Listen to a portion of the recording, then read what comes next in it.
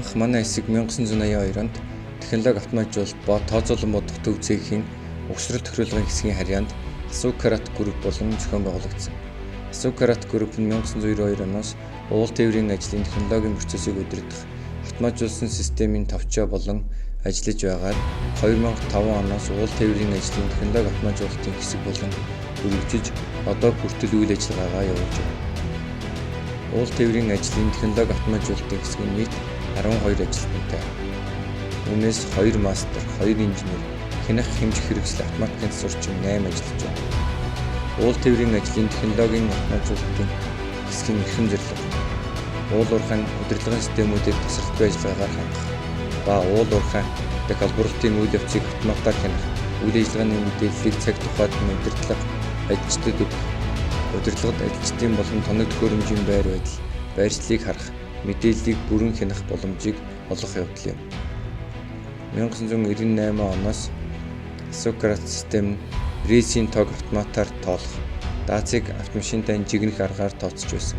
1990 оноос Assocarrat системд SM1634 маркийн тооцоолон бодох машин болон KTM Luis контроллер ашиглаж эхэлсэн. 2004 оны 4-р сараас WIS систем үйл ажиллагаанд ашиглалтанд орж 24 өрөө буулгагч автомашин 10 ширхэг экскаватор дээр системийн тоног төхөөрөмжийг суурилуулан тавьж эдгээрийн ачааны жин, хурд, явсан зам, байршил, рейсийн тоо болон түвшний зарцуулалтыг хянах, GPS сансрын ба радио холбоогоор мэдээллийг цаг тухайд төв серверт хүлээн авч боловсруулан тайлан тооцоо гаргаж хяналтын ажлыг гүйцэтгэдэг. WIS систем мэдээллийн базад байгаа мэдээлэл нь автомашин бүрийн байршлыг орторог өргөгийн дагуу тодорхойлдог тул өндөр нэрвчлэлээр объектын байршлыг тухайн цаг дээрх хурд болон цаг хугацаагаар нь мэдээллийг өндөр нэрвчлэлтэй хадгалсан байдаг. 2016 оноос Betram систем. Энэ систем нь уул уурхайн үйл ажиллагаа ба өдрийн хяналтыг хамгийн оновчтой байдлаар зохицуулахад зориулсан автомат систем юм.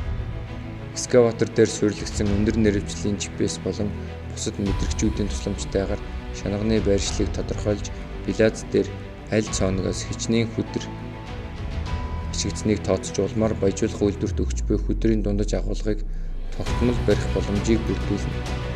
Уурхайн төлөвлөлт болон хяналтыг уул геологийн нөхцөлтэй уялдуулан богино хугацаанд өндөр нэрвчлэлтэй гүйцэтгэв. 2017 оны 12 сарын 1-ээс 11 ширхэг экскаватор, 6 ширхэг өрмийн машин, 30 ширхэг автосмол дээр системийн тоног төхөөрөмжийг суурилуулан ажиллаж эхэлсэн.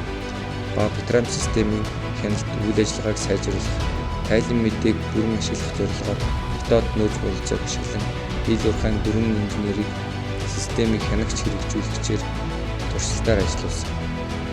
Бодит цагийн горимд уурхайн хөдөр олборлолтын үйл ажиллагаатай холбоотой өгөгдлийг нэгтгэн боловсруулах, шинжилгээ хийх, нэгж өртөг зардлалт хяналт тавих, зардлыг бууруулах, аюулгүй ажиллагааг сайжруулах зэрэг олон чухал ач холбогдолтой. Системийн онцлог экскаватор дээр суурилагдсан өндөр нэрвчлэлийн GPS, утасгүй сүлжээний меш технологи болон орчин үеийн нэрвчлэлтэй мэдрэгчүүдийн тусламжтайгаар шанагны байршлыг тодорхойлж автосмол дээр яг аль цооногоос хичнээн хүдэр ашигдсныг тооцож улмаар баяжуулах үйлдвэрт өгч буй хүдрийн дундаж агуулгыг тогтмол барих боломжийг бүрдүүлнэ. Уурхайн төлөвлөлт болон хяналтыг уул геологийн нөхцөлтэй уялдуулан богино хугацаанд өндөр нэрвчлэлтэй гүйцэтгэв. Ил уурхайн шуурхай алба диспетчерийн ажлын уулын цулын шилжилтийг хянаж үнэн зөв бодиттой өгөгдөлд цуглуулах. Баяжуулах үйлдвэрт өгч байгаа ээлжийн хүдрийн төлөвлөгөө болон агуулгын дундчлалыг үнэн зөв бодиттой өгөх. Өдрийн хаягдл бохирдлын хэмжээ ба үр ашиггүй зардлыг багасгах. Автотрекер систем. Эрдэнэт үйлдвэрийн хэтгээд 2010 онд автотрекер системийг автотээврийн байгууллага өдрийн ил уурхай төмөр замын цэхийн нийт 150 автомашин механизмд тавигдсан ба одоогоор нийт 250 гаруй автомашинд системийн тоног төхөөрөмж суурилагдсан байна. Системийн ерөнхий зарчим. Автомашинд системийн тоног төхөөрөмж суурилагдсанаар төв серверт автомашин бүртгэгдэнэ.